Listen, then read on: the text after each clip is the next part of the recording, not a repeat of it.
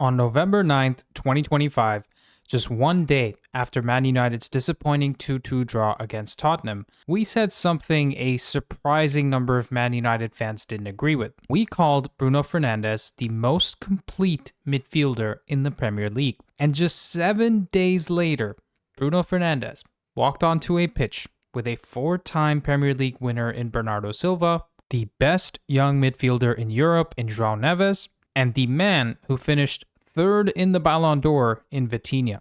And he went on to produce one of the most outrageous performances we've seen from any midfielder this year, because he didn't just get a hat-trick, he also took 7 shots with 4 on target to get 1.89 expected goals, created 8 chances in the game to get 1.18 expected assists, had 92 touches of the ball with 13 of them in the opposition's box, 9 passes into the final third with 7 accurate crosses and 5 accurate long balls. And just to round it off, he had 9 defensive contributions with 2 tackles, 1 interception, and 6 ball recoveries. I think Patrice Evra summed up Bruno's impact perfectly. Sell Bruno and upgrade him? Go sign your upgrade and watch him struggle to take Bruno's shirt. Everyone is better than Bruno online until we get to match day. Managers don't bench him, they rearrange the system just to keep him on the pitch. That's what a world-class player is. In case you guys didn't get to catch the game, Bruno started pretty much as a second striker next to Gonzalo Ramos, so Roberto Martinez certainly agrees with Evra. And oh yeah, Ruben Amorim clearly agrees with him because he decided to convert him into a central midfielder and go and sign 2 number 10s because that's how much faith he had in Bruno Fernandes before the season started. And the way Bruno's been playing this season to perform at such a high level in a brand new position in his 14th season as a professional footballer, to put in performance after performance at the international level, to maintain the level of fitness that he does. Did you guys know that Bruno has just missed 6 games due to injury in his entire career? That's not just his United career. You can include his time at Sporting, at Sampdoria, at Udinese, at Novara. Heck, that even includes his international career. So any summer or international break that he could have played for Portugal, he's always been available for selection. The way he takes care of himself isn't just impressive, it's Cristiano Ronaldo levels of impressive. And look, you can dislike Bruno Fernandes, you can hate the fact that he moans too much on the pitch, but you cannot argue that he walks straight into any top team in the world.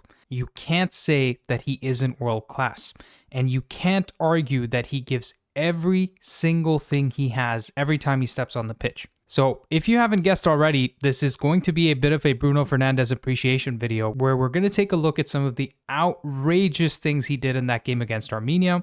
And hopefully by the end of the video, next time you want to criticize Bruno, you'll remember that everyone is better than him until it's time for a match day. Now, Bruno did some incredible stuff in this game. I know the haters will point to his 2 penalties, but he took all 6 of Portugal's corners. He created the first goal from this amazing free kick that we're going to see in a second. He should have got the assist for João Neves' first goal, but he didn't. He won the free kick for João Neves' second goal, and even though he started as the second striker or cam, he finished the game in the double pivot. And as you'll see in a few minutes, Bruno could have had 4 goals in this game if it wasn't for João Felix, but we'll get to that. So here we are in the 7th minute, and Bruno's about to take this free kick. It is basically an inch-perfect shot from Bruno that the goalkeeper barely manages to save right there, and he barely gets there. He puts it straight into just ahead of the goal line.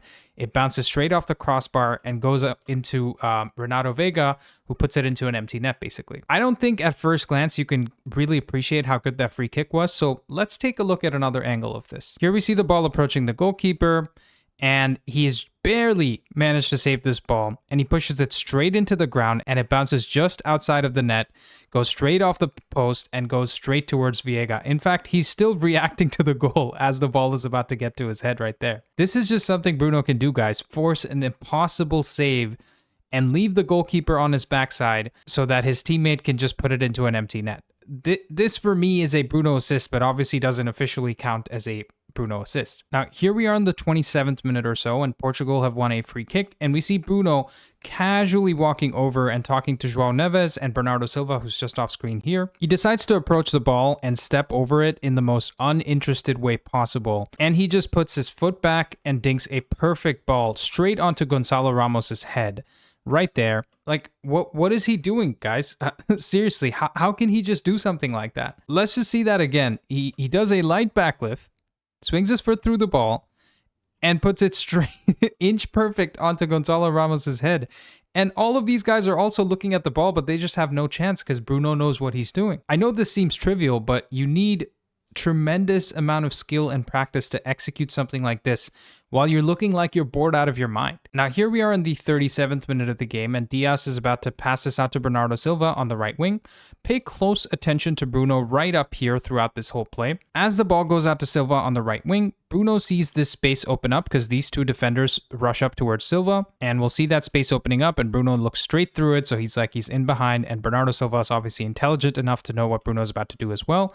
So Silva plays this ball straight through the channel, and this guy's trying to keep up with Bruno here, but he manages to get him in behind, and Bruno's chasing this ball, and he's with this midfielder right here, and he decides to chop it back right there. As Bruno chops this back, any normal, mortal human being is probably looking to play a left-footed cross, either a fired ball into this guy here, who's Cancelo, I believe, or a ball into João Neves, who's running on, so maybe he can just, place it into this space here. Or he can cross it to the back post to Leao, who's going to be there in a second. But Bruno decides to Rabona this ball right into the box. And Gonzalo Ramos almost gets to the end of it. I mean, he's not in a good starting position, but he almost gets to the end of it, guys. I know this is the 104th ranked team in the world, and Portugal is 5th. But like I said in the intro, the 3 other midfielders on the pitch that many United fans would take over Bruno in our team are playing this game just like Bruno is. But he's always the one that turns up every single time you watch him. I'm telling you guys, if Bruno played for Real Madrid, Barcelona, PSG, Bayern Munich, or maybe even a Juventus or Inter, one of those teams that keeps making it to the Champions League final, he would have definitely finished top 5 in the Ballon d'Or at least once by now. Now, here we are late in the first half, and Bruno is deep in midfield because Portugal has just taken a free kick. As Bruno receives this ball, pay attention to Bernardo Silva and his movements in the half space over here. So between these two defenders, Bruno sees Silva is in the space, and he's about to make this run. So he gets ready to play this outrageous pass, right? This is one of the most outrageous balls I've seen in a long, long time. You see Bernardo getting on his bike there, and Bruno plays this amazing pass. I don't know how he does it, guys. It's inch perfect. It gets onto Bernardo Silva, and with his outstretched foot, he almost manages to beat the keeper. Let's look at another angle of this pass just to appreciate the accuracy right here. So here's Bruno again. He passes it forward, and it's about to go into Bernardo Silva, and Bernardo stretches his foot. If this pass is any shorter, the defender gets it. If the pass is any longer, the 5'8" Silva doesn't get there.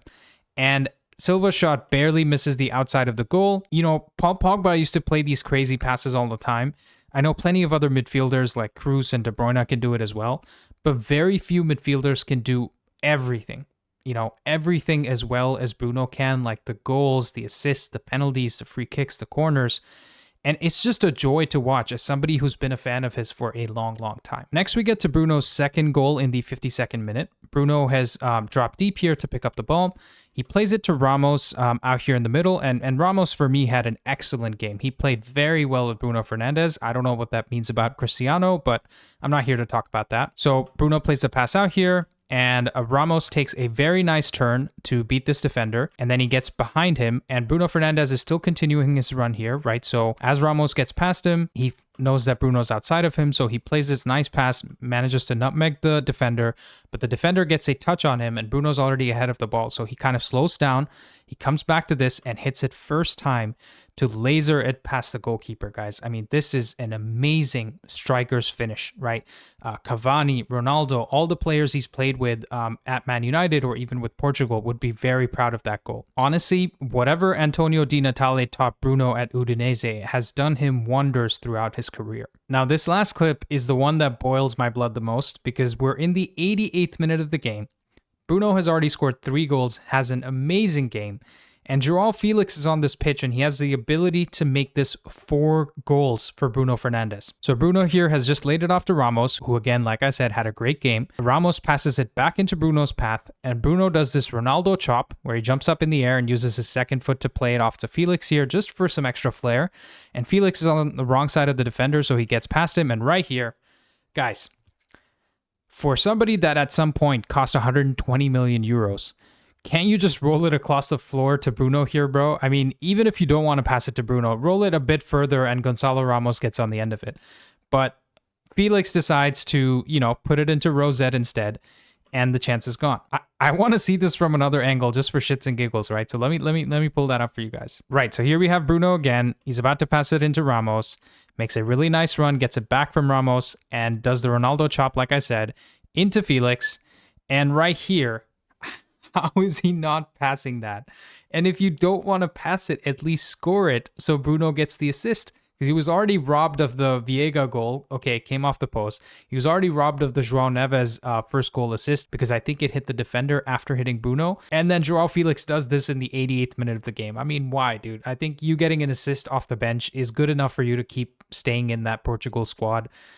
Just give Bruno the 4th goal, man. Come on. But anyways, that's it from me, guys. What more can we really say about Bruno Fernandes? Ridiculously talented, ridiculously consistent, and ridiculously underrated. The next time you see a thread about upgrading Bruno, just remember nights like this. Everyone is better than Bruno online until it gets to match day. If you've enjoyed watching this video, please leave a like and subscribe to the channel so we can get to that 50k milestone. Let me know in the comments down below where you rank Bruno amongst the best midfielders in the world today. Thank you guys for watching, and I'll see you next time.